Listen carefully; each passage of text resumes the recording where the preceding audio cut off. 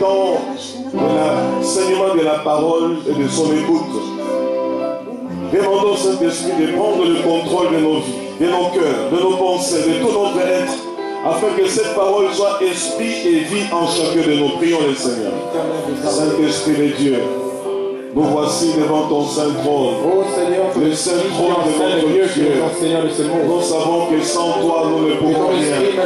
Sans toi nous sommes rien, Saint-Esprit. Sans toi cette parole sera une lettre morte. Sans toi cette parole sera de l'histoire. Sans toi cette parole sera que des propos insensés. Voilà pourquoi nous nous recommandons à toi. Écoutez ta voix, Père Saint-Esprit, que tu répandes sur nos miséricordieux, dispose-nous dans la porte, Père miséricordieux, de connaissance éternelle. Ouvre-nous à la révélation de la parole de Dieu. Ouvre-nous, Seigneur, nous voulons que ton esprit, Seigneur, désormais, vienne maintenant, Père miséricordieux, papa, ouvrir, Père miséricordieux, la compréhension suprême. Nous avons besoin de toi, Saint-Esprit. Nous avons besoin de toi, Saint-Esprit. Glorifie Jésus-Christ au milieu de nous. Comme tu l'as fait à travers la louange, la célébration. Continue à glorifier Jésus. Il est l'esprit de Dieu. Voici l'esprit Que cette parole sanctifie pour nos êtres. Cette parole, nous voulons que Père miséricordieux, cette parole que ces paroles purifient, que ces paroles sanctifient. Oh, Seigneur, nous voulons Père miséricordieux, que ces paroles l'amour de la parole de Dieu, Père miséricordieux, que ces prémices de la parole de Dieu, oh Père miséricordieux, nos cœurs se réjouissent quand tu parles. Car nous avons besoin de nos cette cœurs se réjouissent quand tu parles à travers Conduis-nous, Saint-Esprit. nos cœurs se réjouissent, Père miséricordieux, que nous écoutons ta voix à travers, Père de tes serviteurs. Nous avons besoin que tu as, Père miséricordieux, mis comme canal, Père miséricordieux. Au nom de Jésus. Seigneur, nous avons gloire à toi. Amen. Amen. Amen. Merci la louange. Que Dieu vous bénisse. Amen. Amen. Gloire.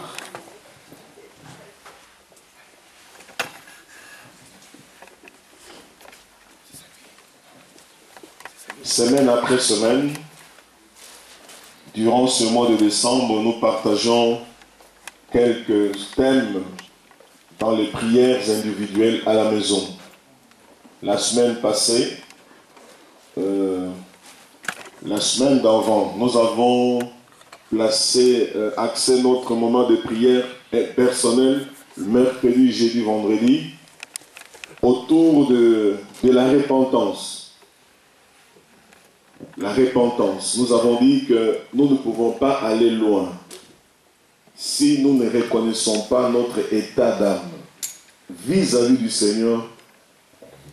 Et ce n'est que lorsque nous connaissons notre état d'âme vis-à-vis du Seigneur que nous allons penser aussi à notre âme vis-à-vis de notre prochain. Et dans la repentance, on s'était dit, on ne citait pas, on ne récitait pas le péché. On reconnaissait notre état de pécheur. On regrettait ce que nous avions fait. Au besoin, nous allions réparer et prendre la décision de ne plus recommencer. Et nous avons passé à la deuxième étape, c'était la purification. Nous nous sommes attardés là-dessus le dimanche passé. C'est tout un long enseignement. Et nous nous sommes dit que nul ne peut se présenter devant le Seigneur s'il ne s'est pas au préalable purifié. Car l'éternel Dieu que nous servons, il est éternellement saint. Il n'arrivera aucune période où Dieu cessera d'être saint. Si tu te dis enfant de Dieu, reconnais bien aimé dans toutes tes voies que Dieu est saint. Et Dieu n'exauce pas les pécheurs. Ici, il ne s'agit pas de païens. Il s'agit de ceux qui se nomment chrétiens, mais continuent à faire les choses qui ne glorifient pas le Seigneur. Et nous nous sommes dit que la plupart de nous, nous aimons réciter de versets, là où 2 ou 3, Dieu est au milieu de nous, ainsi de suite. Alors on s'était dit, Dieu n'est pas au milieu des fauteurs de troubles, non. Il est au milieu de ceux qui ont les lèvres pures. Ceux-là qui craignent Dieu, ceux-là qui respectent Dieu. Amen. Et cette semaine, il était question que le mercredi compris par rapport à l'amour, l'amour. L'amour dans toutes ces facettes que nous allons voir aujourd'hui. Et nous avons prié pour l'unité, le jeudi, l'unité. Et vendredi, on devait prier pour l'attachement et la consécration au ministère et dons que Dieu nous a donnés. Alors nous allons voir rapidement l'amour. L'amour. Et je nous ai même dit que le dimanche passé, je nous ai interpellés en nous disant que beaucoup d'enfants de Dieu, c'est comme si ils attendaient le mois de décembre pour bien carburer. Au mois de décembre, il y a une tradition qui dit que c'est au mois de décembre que Satan, que les démons, les sorciers. Et je nous ai dit que Satan ne se réveille pas qu'au mois de décembre. Toute l'année, il est en action, il est actif, il ne chôme pas. Alléluia. Amen. Un enfant de Dieu, c'est celui qui prie au jour le jour. Il n'attend pas la fête entre guillemets, la fête de Noël, ou la Pâque, ou bien c'est la fin de l'année, ou c'est son anniversaire, ou c'est un événement, excusez-moi, de l'église. Alors à ce moment-là, on se réveille. Non, un enfant de Dieu veille au jour le jour, car il viendra comme un voleur. Amen. Alléluia. Amen. Alors peuple de Dieu, nous allons voir l'amour. On entend beaucoup ces mots-là, amour. La Bible, du début jusqu'à la fin, de l'Ancien comme au Nouveau Testament, ne parle que de l'amour. Dieu a créé par amour. Dieu nous a sauvés par amour. L'Église existe par amour. J'aime mes frères et sœurs à cause de l'amour de Dieu. Mais c'est quoi l'amour? Je vais commencer par vous donner une définition d'un spécialiste en psychologie des sentiments. Un spécialiste en psychologie des sentiments a défini l'amour comme une valorisation extrême de l'être aimé et une subordination de toute chose à son bien. Donc l'amour, pour cet homme, il dit que c'est une valorisation extrême de l'être aimé et une subordination de toute chose à son bien. Ça, c'est un spécialiste en psychologie des sentiments. Il a une maîtrise en psychologie des sentiments. Alors pour lui, lorsqu'on parle de l'amour, c'est atteindre une valorisation extrême de la personne qu'on aime. Et une subordination de toute chose à son bien. Déjà, ça nous donne un aperçu. Lorsqu'on aime, on doit valoriser. L'amour signifie valoriser. Parce que quand tu dis amour, c'est aimer. Aimer, c'est quoi? Donc l'amour, c'est valoriser. Je prends quelqu'un que j'aime et je le valorise. Je lui donne de la valeur. C'est quand on aime, qu'on fait de la personne qu'on aime ce que nous voulons qu'elle soit. Et parce que Dieu a tant aimé le monde, il a donné son Fils unique, afin que quiconque croit en lui ne périsse point, mais qu'il ait la vie éternelle. L'amour, c'est un concept bien aimé qui doit être bien appréhendé, bien perçu, bien compris. Parce que nous avons tellement blagué avec le mot amour. On l'a entendu dans tous les mots, dans beaucoup de langues. Amour, amour, amour, amour. On a chanté l'amour.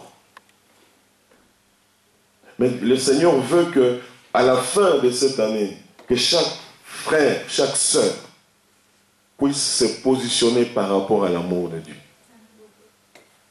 Et quand on a compris vraiment la notion de l'amour, on devient enfant de Dieu, disciple de Jésus-Christ. Car Dieu le Père fonctionne en tant qu'amour. Dieu le Fils fonctionne en tant qu'amour. Dieu le Saint-Esprit fonctionne en tant qu'amour. Et lorsque le Saint-Esprit est descendu pour commencer l'église à la Pentecôte, il a commencé toujours par le vocable amour. En dehors d'amour, Dieu n'existe pas. Amen. En dehors d'amour, le Saint-Esprit n'agit pas. Alors bien aimé, je dois comprendre, est-ce que c'est l'amour parce que je donne à quelqu'un un verre d'eau? Est-ce que c'est l'amour parce que je dis seulement à quelqu'un j'aime, je t'aime? Ou alors Dieu veut un plus? C'est de valoriser quelqu'un. En hébreu, il y a un mot, Rised, qui veut nous dire ceci, que l'amour de Dieu est miséricorde. Et qui dit miséricorde sous-entend l'amour qu'une mère a de porter son enfant dans ses entrailles. Donc, quand une femme est enceinte, cet amour qu'elle a d'aimer l'enfant qu'elle porte, qu'elle n'a pas encore vu, c'est cet amour que Dieu nous témoigne en tant que miséricorde. La miséricorde, c'est l'amour de Dieu au-delà de ce que nous connaissons de Dieu, mais cet amour caché en lui pour toi et pour moi. C'est-à-dire que Dieu te porte dans ses entrailles. Voilà pourquoi à un moment donné, il dit que tu es la prunelle de mon œil. Qui te touche, touche à la prunelle de mon œil. C'est-à-dire l'amour. Vous voyez que même les bêtes, même une poule, quand elle a ses petits, n'ose pas, et particulièrement les poules chez nous en Afrique. Ici, je ne connais pas. Quand une poule a ses 4 petits ou 3, quand tu y vas, attention. Amen. Amen. Pourquoi? Parce qu'elle représente, donc ces enfants-là représentent la poule elle-même. Et même dans la jungle, il ne faut pas aller jouer avec les enfants d'une certaine bête. Donc, si les bêtes, les animaux, les oiseaux ont une perception aiguisée par rapport à leurs enfants, à leurs petits, à combien plus forte raison l'amour de Dieu pour toi et pour moi. Ce qui t'arrive, bien-aimé, Dieu compatit. Quand tu pleures, Dieu, je ne sais pas s'il pleure avec toi, mais il est là avec toi. Il te console. Parce que Dieu ne peut pas cautionner ta souffrance. Il ne peut pas. Il est tellement amour que Dieu se résigne de faire le mal. Voilà pourquoi lorsqu'il prend une décision, lorsqu'il a pris une décision, même quand, Moïse supplie Dieu, dit en tout cas, comme tu as décidé de détruire tout Israël, alors efface mon nom de ton livre de vie. Il dit non, toi je te connais, je te pardonne. Tous ceux qui n'ont rien fait, je les aime. Mais tous ceux-là qui ont provoqué ma colère, tous passeront. Alléluia. L'amour de Dieu. On ne peut pas aller loin, parler d'un autre amour si nous n'avons pas encore compris l'amour de Dieu pour nous. Si tu sais que Dieu t'aime, alors comprends que c'est sa miséricorde. La miséricorde, c'est l'amour constant, la bienveillance divine dans le cadre de son alliance avec Israël. Vous verrez que même lorsqu'Israël pêche, Dieu se fâche, Dieu prend des décisions, mais à chaque fois qu'Israël revenait auprès de lui pour demander pardon, il usait de compassion au nom de la miséricorde qu'il avait pour Israël. Amen.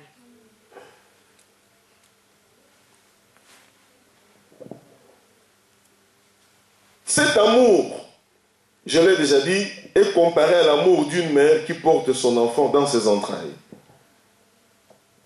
C'est un amour inconditionnel, un amour gratuit qu'on ne mérite pas et qu'on ne peut pas acheter à prix d'argent. Donc, l'amour que Dieu a pour toi et pour moi, nulle personne dans ce monde ne peut te le donner. Même quand tu dis, oh ma chérie, je t'aime vraiment, oh je bénis Dieu pour l'amour. Vraiment quand je pense à cet amour-là est toujours en dessous de l'amour que Dieu a pour la personne. Donc l'amour de Dieu est au-dessus. Voilà pourquoi il dit, aimer Dieu, c'est le plus grand commencement de toutes tes pensées, de tout ton cœur, de toute ta force. Aimer Dieu par-dessus toute autre chose. C'est le plus grand des commandements. Bien-aimé, Dieu est amour. Dans 1 Jean 4, 1 Jean 4, nous allons lire un peu cet hymne à l'amour de Dieu.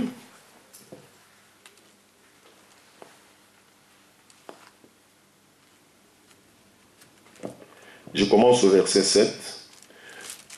1 Jean 4. Bien-aimés, aimons-nous les uns les autres, car l'amour est de Dieu. Et quiconque aime est né de Dieu et connaît Dieu. Celui qui n'aime pas n'a pas connu Dieu, car Dieu est amour. L'amour de Dieu a été manifesté envers nous, en ce que Dieu a envoyé son Fils unique dans le monde, afin que nous vivions par lui. Et cet amour consiste non point en ce que nous avons aimé Dieu, mais en ce qu'il nous a aimés et a envoyé son Fils comme victime expiatoire pour nos péchés. Amen. Amen. Bien-aimés, si Dieu nous a ainsi aimés, nous devons aussi nous aimer les uns les autres.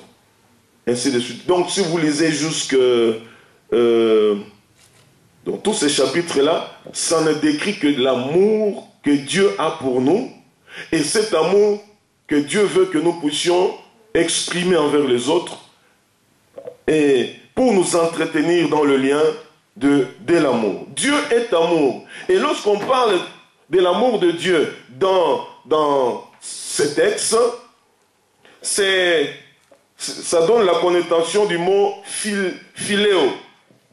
Philéo ou philia, donc c'est cet amour d'un sentiment d'amitié profond, très fort, qu'on a envers son semblable ou envers son créateur. Donc, philéo, c'est cet amour que David avait manifesté envers Jonathan. Au besoin, on a même dit que l'amour qu'il avait pour Jonathan était plus fort que l'amour qu'un homme a envers une femme. Tellement il aimait Jonathan, l'amour philéo. Donc un lien très fort, un lien d'amitié très fort. Et ces mots sont utilisés aussi pour démontrer l'amour des parents envers leurs enfants. Donc, on est dans un amour des sentiments et des émotions, mais très très fort, cet amour qui ne peut pas trahir. Cet amour qui est poussé seulement à faire du bien. Aucun parent normal ne peut penser faire du mal à ses enfants. Un bon père équilibré, une maman bien, ne peut souhaiter que du bien à son enfant. Dans tout ce qu'il fera ou elle fera envers son enfant, il ne souhaitera que du bien. Même lorsque un parent criera sur son enfant, c'est pour le bien de son enfant. Lorsqu'il frappera son enfant, c'est pour son bien. Lorsqu'il punira son enfant, c'est toujours pour son bien. Donc aucun parent, donc Dieu ne peut pas nous faire du mal. Voilà pourquoi, bien aimé, il ne faut pas accepter le mensonge du diable. Quand vous traversez les moments difficiles, tout semble bloqué, l'ennemi vient te dire, Dieu ne t'aime plus, Dieu t'a abandonné. Non, même au milieu de ces moments difficiles, Dieu t'aime toujours. Parce que si Dieu ne t'aimait pas, l'ennemi t'aurait déjà écrasé complètement. C'est l'amour de Dieu qui te garde et qui te protège. Lisons dans Jean 21. Jean 21, verset 15 à 17.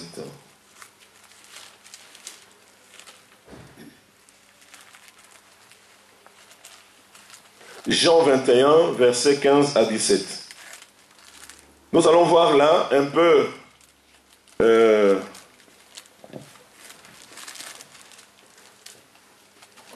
une conversation entre le maître et son disciple, entre Dieu et sa créature. Lisons ensemble. 1, 2, 3. Après qu'ils eurent mangé, Jésus dit à Simon-Pierre, « Simon, fils de Jonas, m'aimes-tu plus que ne m'aime ceci ?» Il lui répondit, « Oui, Seigneur, tu sais que je t'aime. » Jésus lui dit, « Paie mes agneaux. » Il lui dit une seconde fois, « Simon, fils de Jonas, m'aimes-tu » Pierre lui répondit, « Oui, Seigneur, tu sais que je t'aime. » Jésus lui dit, paie mes brebis.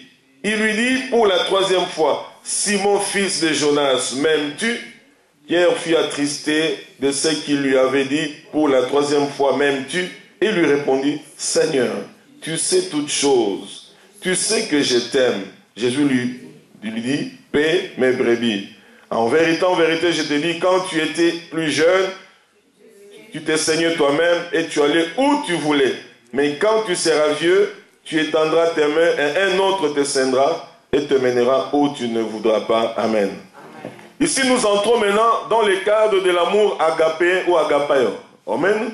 Où le Seigneur est en train de discuter avec celui qui semble être le leader de l'équipe, Pierre. Il lui pose la question. M'aimes-tu, Pierre? Donc, Pierre, en fait, les 3 fois que Dieu lui pose la question, les 2 premières fois, lorsque Simon, Pierre, répondait à Jésus, il lui répondait avec l'amour philéo, l'amour sentimental. Mais Seigneur, tu sais que je t'aime, non? Je te suis partout, je suis avec toi, je te défends, ainsi de suite. Il dit, paie mes brebis, ainsi de suite. Deuxième fois, il tombe toujours dans le même piège. Donc, pour lui, il aimait Dieu. Mais Jésus, lorsqu'il le voyait, il comprenait que cet homme l'aimait sentimentalement. Il n'était pas encore entré en profondeur de l'amour pour son Dieu. La troisième fois, il reçoit la révélation. Il dit, ah, mais la tristesse l'envoie, mais comment le Seigneur insiste toi? Donc, il me connaît mieux que moi-même. C'est que ce que je suis en train de dire là, ce n'est pas ce qu'il lui attend de moi. Bien aimé, c'est facile de dire, Seigneur, je t'aime. Ah, dans ta famille, les gens ne respirent même plus. Moi, j'aime le Seigneur. Moi, j'aime. Mais le Seigneur te pose la question, m'aimes-tu réellement? Et voici maintenant la troisième fois, il comprend que, ce que Dieu, le Seigneur, demande, c'est cet amour inconditionnel. Donc, je suis en train de suivre Jésus, pas parce qu'il y a un intérêt. Je le suis parce qu'il m'a sauvé, délivré et ma vie est collée à sa vie. Je ne peux marcher que dans ce que lui décide que je fasse. C'est cet amour-là. Et quand il a dit, c'est ainsi que le Seigneur lui a dit, bon maintenant, j'ai compris, et quand tu étais enfant, et voilà, et quand tu vieilliras, voilà ce qui va t'arriver, ainsi de suite. Bien aimé, cet amour-là, le Seigneur veut le vivre en chacun de nous. L'amour pour Dieu, bien-aimé, consiste à garder ses commandements. L'amour pour Dieu consiste à garder ses commandements. Cet amour consiste à le respecter et en l'honorant. Je dois respecter Dieu. Je dois l'honorer. L'amour pour Dieu consiste à l'obéir en toutes choses. J'obéis à ce que Dieu dit. Quelqu'un qui aime, obéit. Quelqu'un qui aime se soumet.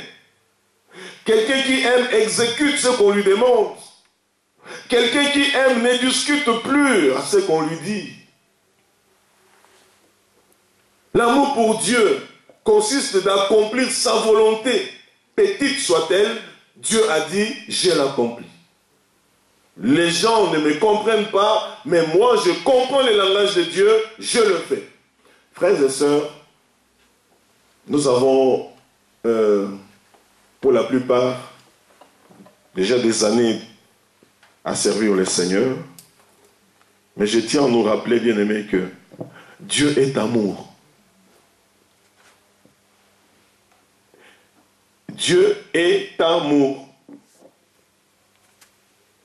Donc, bien-aimés, l'amour pour Dieu implique l'obéissance, le respect et la fidélité à tout ce que Dieu me demande de faire. Parce que j'aime Dieu, je le fais. Parce que j'aime Dieu, il m'a interdit de ne pas le faire, je ne le fais pas. Parce que j'aime Dieu, je me trouve là où il me veut. Parce que j'aime Dieu, j'ouvre ma bouche pour parler, ou je la ferme parce qu'il me l'oblige. Donc, c'est l'obéissance totale, le respect total et la fidélité totale envers Dieu. Vous voyez souvent les nations qui sont bien organisées, lorsque un président prête le serment, C'est toujours fidélité, fidélité à ceci, fidélité à cela. Quoi qu'il ne va pas le faire. Fidélité aux lois, fidélité au peuple, fidélité. Mais dès qu'on acclame, on signe, il est établi, il commence à signer des ordonnances, parfois en allant en outrepassant. Mais il y a des pays qui respectent quand même ça. Amen. Amen. Par l'amour de la nation, je jure fidélité. L'amour de Dieu, bien-aimé, est aussi à l'origine de sa volonté de sauver l'homme. Vous savez que lorsque l'homme a péché, Adam et Ève, vous êtes d'accord avec moi qu'ils étaient devenus des ennemis de Dieu.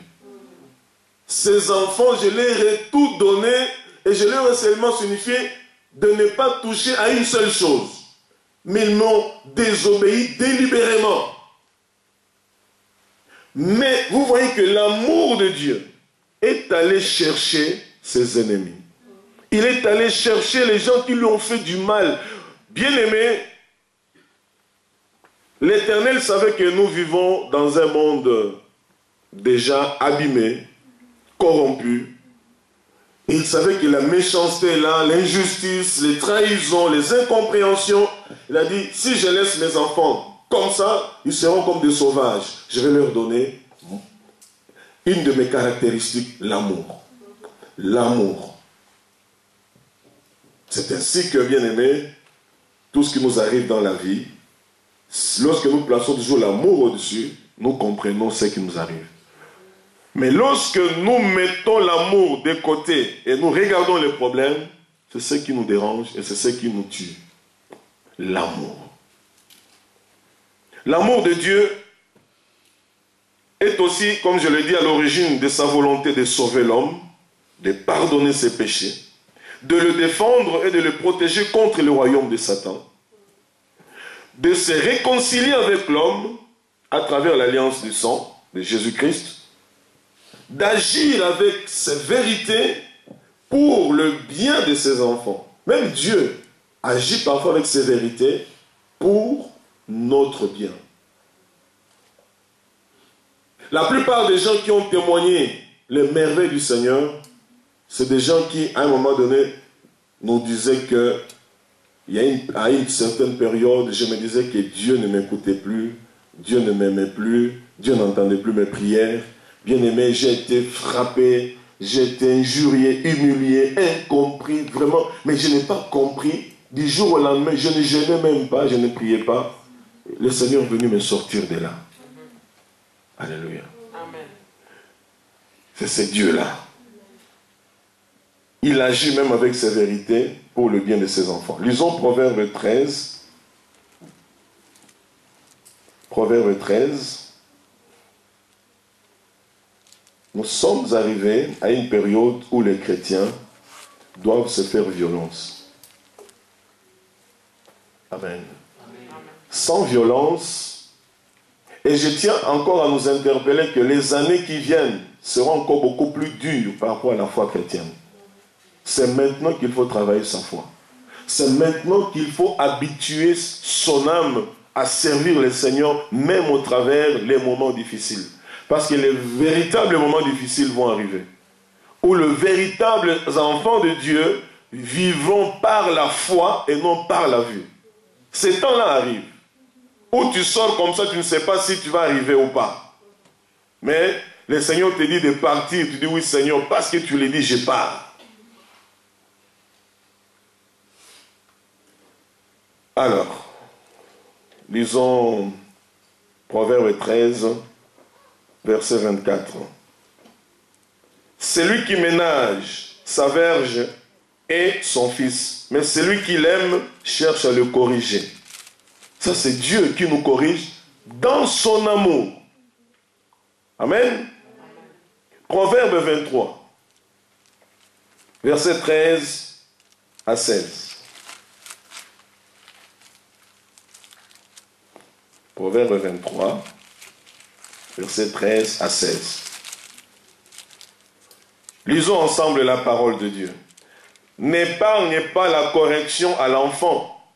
Si tu le frappes de la verge, il ne mourra point. En le frappant de la verge, tu délivres son âme du séjour des morts. Mon fils, si ton cœur est sage, mon cœur à moi sera dans la joie. Mes entrailles seront émues d'allégresse quand tes lèvres diront ce qui est droit. Amen. Mes entrailles seront émues d'allégresse. C'est-à-dire l'amour que j'ai pour toi. Cet amour sera rempli d'allégresse quand je te verrai faire ce que je te demande de faire après une correction, après une punition, après un châtiment. Amen. Donc l'amour de Dieu en tant que Père envers nous, ses enfants, n'exclut pas la correction, n'exclut pas le châtiment ni la punition. Il est Père pour nous laisser dans le droit chemin. Voilà pourquoi David dit, car ton bâton, ta houlette me rassure. C'est-à-dire que quand il me frappe à droite, c'est que j'étais déjà sur mauvaise voie, je commence à aller à gauche, il me frappe encore à gauche. Non, mais il va frapper à droite. Mais maintenant, où est-ce que je dois aller? Donc, devant toi. Oui, ça c'est la voie que Dieu décide. Donc, car ton bâton et ta houlette me rassurent. Alors, peuple de Dieu, l'amour de Dieu pour nous, c'est pour notre bien. C'est pour notre bien. Et je voudrais vraiment que d'ici la fin de cette année, quelles que soient les difficultés, les problèmes sérieux que tu as vécus dans ta vie, dans ton corps, dans tes émotions, de réaliser vraiment que l'amour de Dieu est au-dessus de ce que tu as vécu. Que Dieu t'aime malgré ce que tu es. Malgré ce que tu as vécu. Malgré ce que tu as souffert. Dieu t'aime. C'est ce Dieu-là que nous servons. Sinon, bien aimé, le monde n'existerait plus. Surtout pas le monde chrétien. Dieu est amour. Si des serviteurs de Dieu vous ont fait du mal, Dieu est amour. Si l'église t'a blessé, Dieu est amour. Si ton mari t'a humilié, Dieu, lui, il est amour. Accroche-toi à l'amour de Dieu. L'homme ne te manifestera jamais le vrai amour de Dieu. Il va se situer dans son amour philéo, dans son amour agapé, pour ne fût-ce que, oui, paraître enfant de Dieu. Voilà. Mais Dieu est au-dessus de tout ça. Un amour profond. Un amour miséricorde, un amour compassion, un amour affectif, un amour passion de Dieu pour toi. C'est-à-dire que je suis cette merveilleuse créature à cause de l'amour que Dieu a pour moi. Quand on te dit que toi c'est fini, toi tu ne peux plus, tu ne peux pas, tu dis l'amour de Dieu m'environne. Et c'est cet amour qui m'amènera à atteindre l'objectif assigné par mon Dieu. Alors, Dieu est amour. Et cet amour bien-aimé ne doit pas simplement s'arrêter au niveau de Dieu. Nous autres, nous devons maintenant témoigner cet amour envers nos ennemis. Amen. Amen. Qu'est-ce qu'un ennemi? Un ennemi, c'est quelqu'un qui te veut du mal. Ok? Mais un adversaire, c'est quelqu'un avec qui, enfin, vous n'êtes pas ennemi, mais vous vous battez pour quelque chose. Ça, c'est un adversaire. Donc, quand deux équipes s'affrontent, ils ne sont pas des ennemis, ce sont des adversaires. Et voilà, avec le temps, maintenant, on a compris qu'ils se saluent avant. Et vous voyez qu'à la fin, même quand la défaite est rude, les gens pleurent, ils s'embrassent quand même. C'est pour dire que non, on était venus pour nous disputer la coupe. Non, on a gagné la coupe, mais vous restez toujours mon ami. Amen. Mais un ennemi, c'est celui qui te veut du mal du matin au soir. Lorsqu'il pense à toi, il pense à ton mal. Il pense à ce que tu commences une affaire, que ça tombe en faillite. Que tu fasses ceci, que tu tombes même sur la route, qu'on t'écrase. Ça, c'est un ennemi. Voilà, cet amour-là, Dieu veut que nous puissions le témoigner envers nos véritables ennemis. Lisons dans Matthieu 5. Matthieu 5, versets 43 à 48. Que le Saint-Esprit déverse cet amour dans le cœur de chacun de nous, pour que nous soyons efficaces entre les mains du Seigneur. C'est quand Dieu verra l'amour, le vrai, original amour en toi, que tu seras un instrument efficace entre ses mains.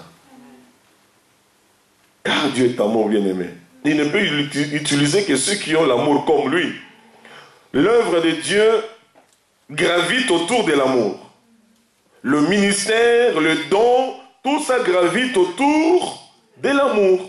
Si je ne l'ai pas, ce que je fais, je suis en train de forcer.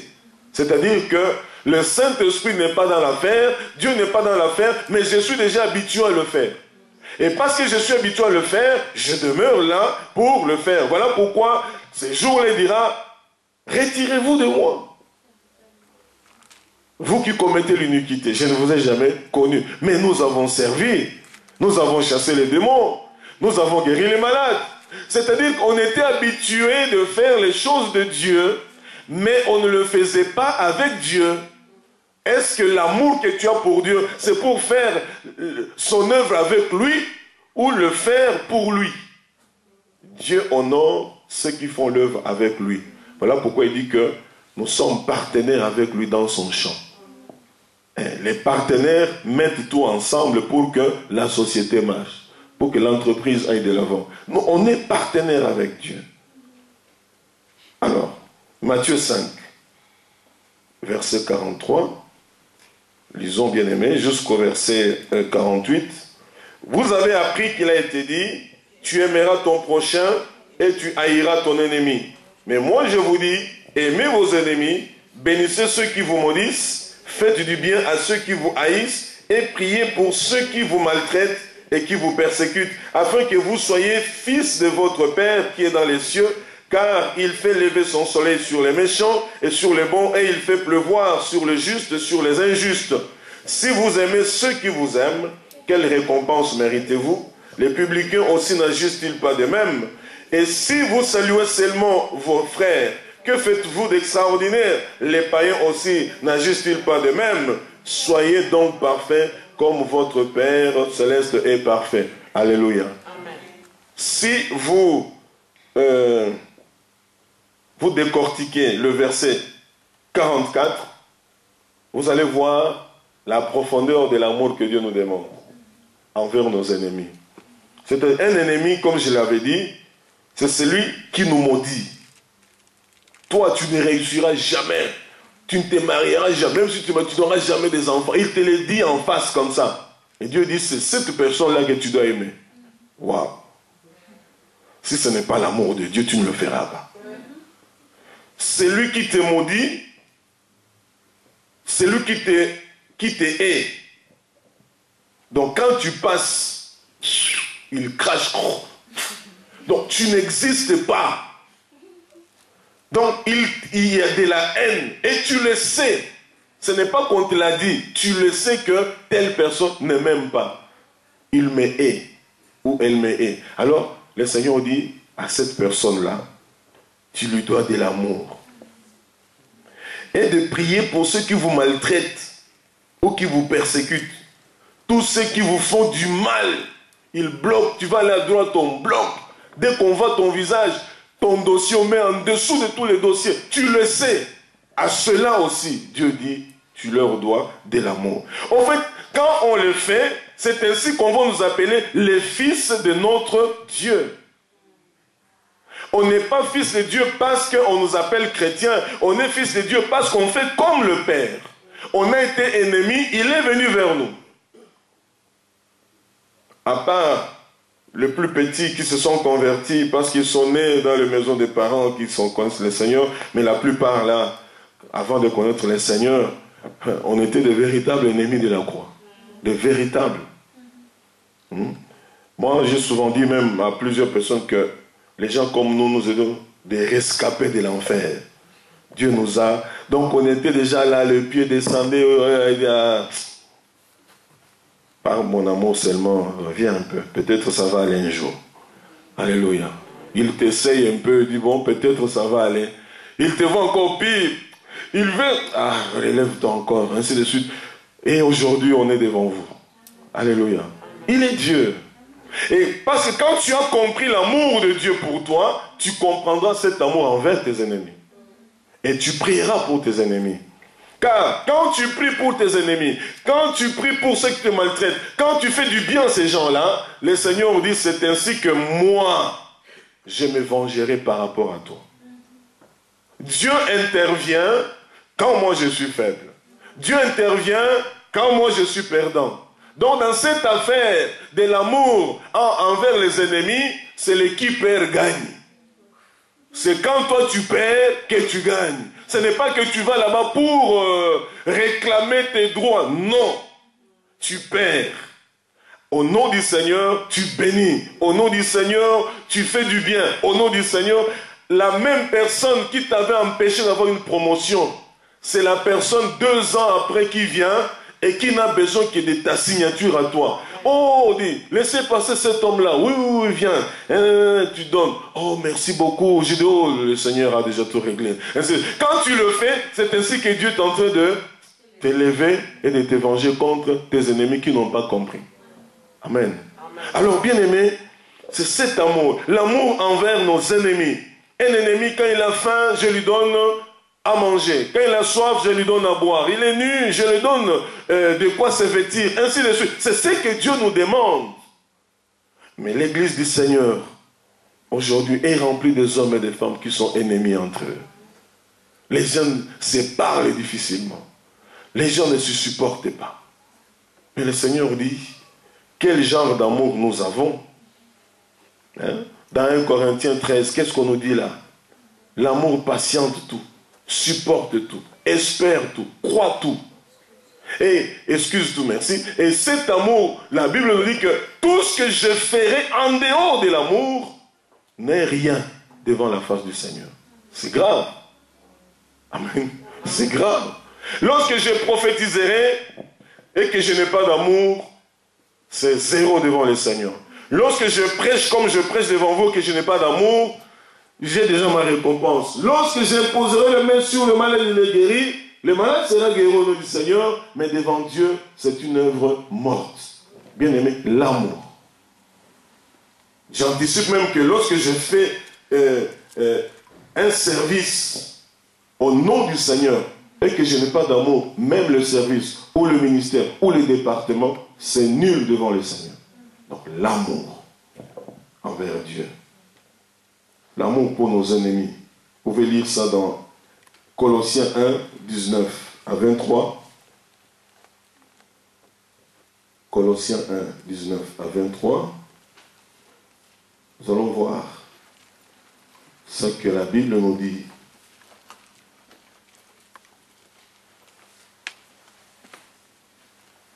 Car Dieu a voulu que toute plénitude habitât en lui. Il a voulu par lui réconcilier tout avec lui-même, tant ce qui est sur la terre que ce qui est dans les cieux, en faisant la paix par lui, par le sang de sa croix. Et vous, le verset 21, et vous qui étiez autrefois étrangers et ennemis par vos pensées et par vos mauvaises œuvres, il vous a maintenant réconciliés par sa mort dans le corps de sa chair, pour vous faire paraître devant lui saint, irrépréhensible et sans reproche, si du moins vous demeurez fondés et inébranlables dans la foi, sans vous détourner de l'espérance de l'évangile que vous avez entendu, qui a été prêché à toute créature sous le ciel, et dont moi, Paul, j'ai été fait ministre. Vous qui étiez ennemis et étrangers aux promesses de Dieu, il vous a rapprochés. Colossiens 1, verset 19 à 23. Il vous a rapprochés. Éphésiens 2. Éphésiens 2, verset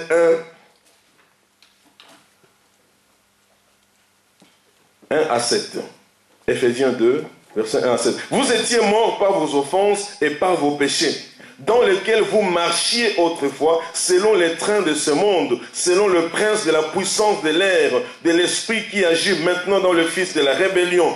Nous tous aussi, nous étions de leur nombre, et nous vivions autrefois selon les convoitises de notre chair, accomplissant les volontés de la chair et de nos pensées, et nous étions par nature des enfants de colère comme les autres. Mais Dieu, verset 4, qui est riche en miséricorde, en amour, agapéo, à cause du grand amour dont il nous a aimés, nous qui étions morts par nos offenses, nous a rendus à la vie avec Christ. C'est par grâce que vous êtes sauvés. Il nous a ressuscités ensemble et nous a fait asseoir ensemble dans les lieux célestes en Jésus-Christ, afin de montrer dans les siècles à venir l'infinie richesse de sa grâce par sa bonté envers nous en Jésus-Christ. Bien-aimé, ne dis pas que tu as des ennemis. Les ennemis, aimez-les. Priez pour eux. Servez-les. Amen. Si un ennemi est en train de chercher du travail et tu connais les tuyaux, file-lui les tuyaux. C'est ce que Dieu attend de nous. L'église du Seigneur est faible aujourd'hui dans beaucoup de villes et de régions. Pourquoi? Parce que les principes qui font la force de la vie chrétienne sont mis de côté. Et on nous enseigne que ce qui réjouit la chair. Dieu me montre aujourd'hui que quelqu'un voulait être mangé dans sa famille. Mais tu as bien fait de venir, car Dieu m'a envoyé pour toi. Tu voyais les gens crier, Amen, Amen, Amen, Amen. Pourquoi? Parce que tout le monde a peur d'être bouffé. Alléluia. Et le Seigneur me montre que tu seras les Joseph de ta famille. Amen, Amen. Et tu ne seras jamais Joseph. Alléluia. Tu es toi. Et le Seigneur peut te conduire autrement. Alléluia. Pourquoi? Parce que c'est tout ce qu'on nous montre. Entre dans ta destinée. Oui, destinée. Quand on dit destinée, au fait, c'est la gloire, le bonheur. Mais qu'est-ce qui fait la force de toutes ces choses? C'est ce que nous sommes en train de voir avec vous. Un chrétien qui ne comprend pas ce que c'est que la repentance, qui ne comprend pas ce que c'est que la purification, qui ne comprend pas la place de l'amour envers Dieu, de l'amour envers son prochain, de l'amour pour les païens, pourquoi il va te faire entrer dans ta destinée? Tu vas aller tuer les gens là-bas? Alléluia. Dieu nous aime. Il veut que nous soyons des chrétiens enracinés dans ses principes, enracinés dans sa parole. C'est ainsi que nous verrons la gloire de Dieu. Oh, que Dieu m'utilise puissamment. Que Dieu m'utilise vraiment. Je veux qu'en Belgique, comme ça, c'est moi le pasteur. Bon, c'est bien. Mais, quelle est la motivation? Quand Dieu regarde dans ton cœur, est-ce que tu es repentant? Parce qu'on dit toujours, ah, David, David. Mais la Bible dit que David était l'homme selon le cœur de Dieu. À chaque fois qu'on lui a révélé son péché, David est allé au pied du Seigneur. Il n'a pas discuté une seule fois avec le Seigneur. Combien d'enfants de Dieu aujourd'hui discutent vis-à-vis du péché? Mais Dieu dit non. Vous devez être mes semblables. Portez l'amour que j'ai pour vous. Alléluia.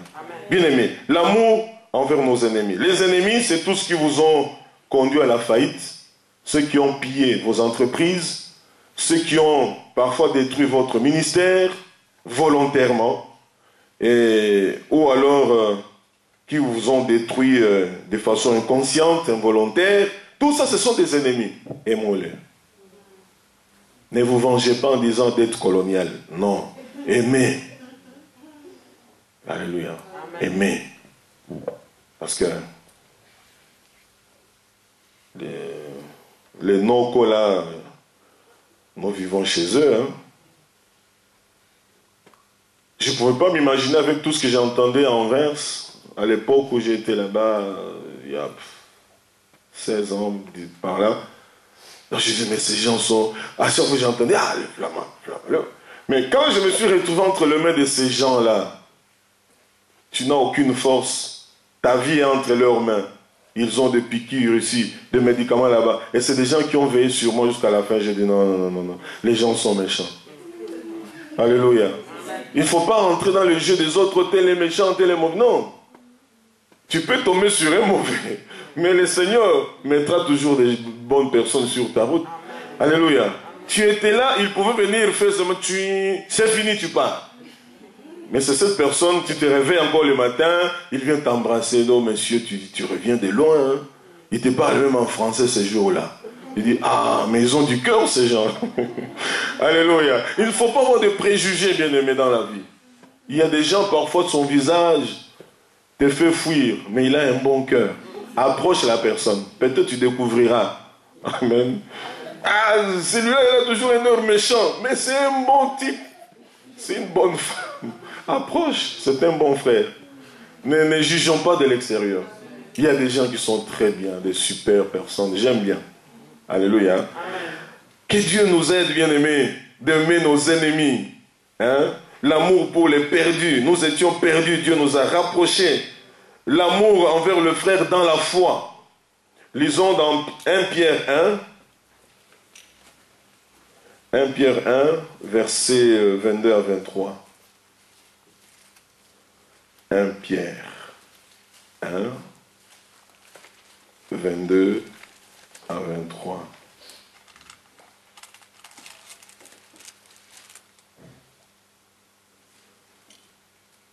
Ayant purifié vos âmes en obéissant à la vérité pour avoir un amour fraternel sincère, aimez-vous ardemment les uns les autres de tout votre cœur, puisque vous avez été régénérés non par une semence corruptible, mais par une semence incorruptible, par la parole vivante et permanente de Dieu.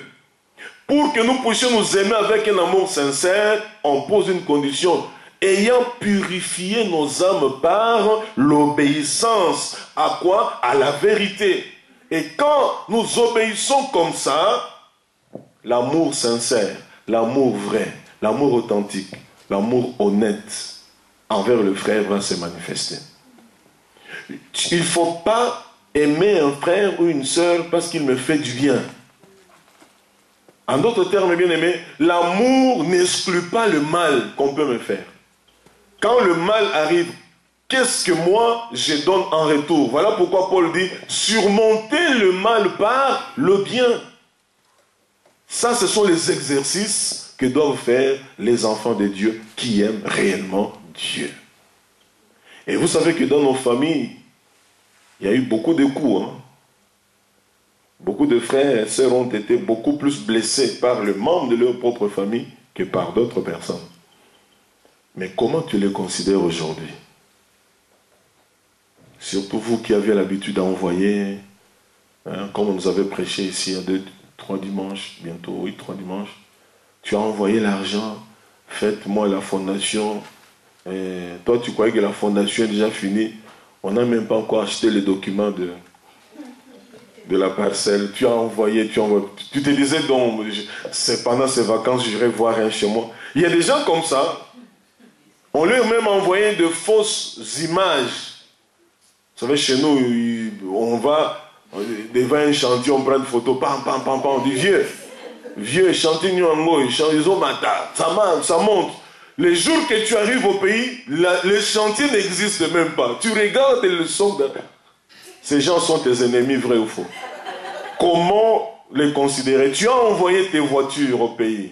Vieux, envoie ceci. Il y a eu une pièce, tu envoies. Oh, il est piné, tu envoies. Les jours que tu arrives là, aucune recette.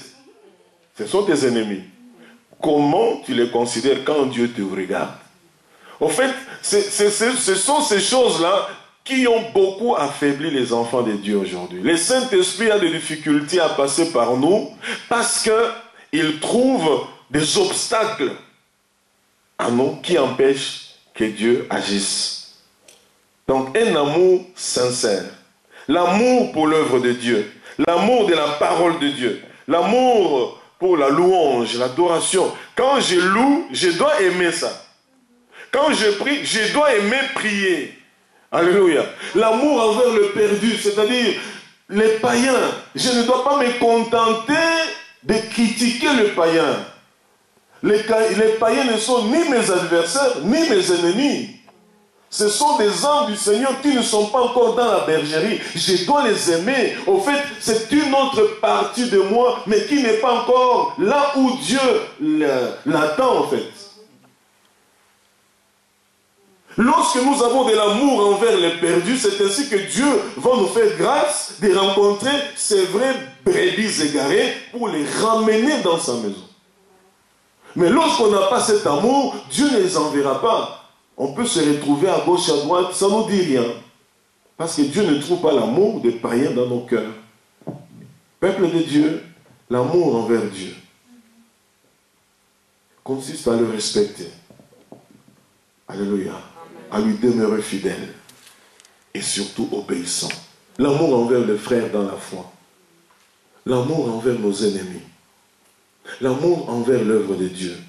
L'amour envers le ministère que Dieu nous donne. Bien aimé, c'est profond. Lorsqu'on étudie ces choses soi-même, parfois on a honte. On dit, Seigneur, je n'avais pas toutes ces choses à moi, mais tu m'as quand même aimé. Et je continue aujourd'hui à dire, je suis fils de Dieu, alors que je n'avais pas tout ça en moi. Voilà le pourquoi, bien aimé, quand on nous donne de prier en semaine, que chacun puisse se murer un peu.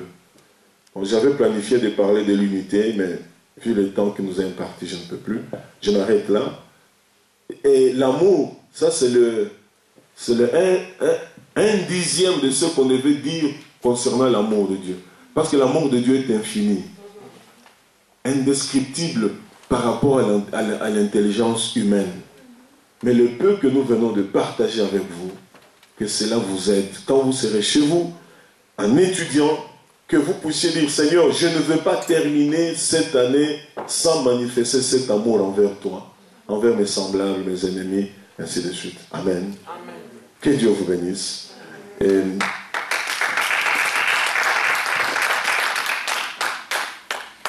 si le frère Paul peut lever sa voix et prier pour que Dieu dispose nos cœurs par rapport à son amour, selon que le Saint-Esprit va le conduire, l'amour pour Dieu, l'amour pour nos semblables, l'amour envers nos ennemis, l'amour pour la parole de Dieu est constant. Prions et associons-nous à la prière, accordons-nous à la prière de notre frère. Merci Seigneur pour la parole qui est la vérité. C'est dans ta parole qui nous dit que l'on ne peut pas retourner sans accomplir le but que le frère était envers. Merci parce que tu as jugé mon cœur, tu as regardé mon cœur et tu as vu qu'il nous manque réellement cet amour. Parfois nous nous disons que nous avons l'amour, mais nous nous rendons compte sur la lumière de ta parole qu'il nous manque encore cet amour.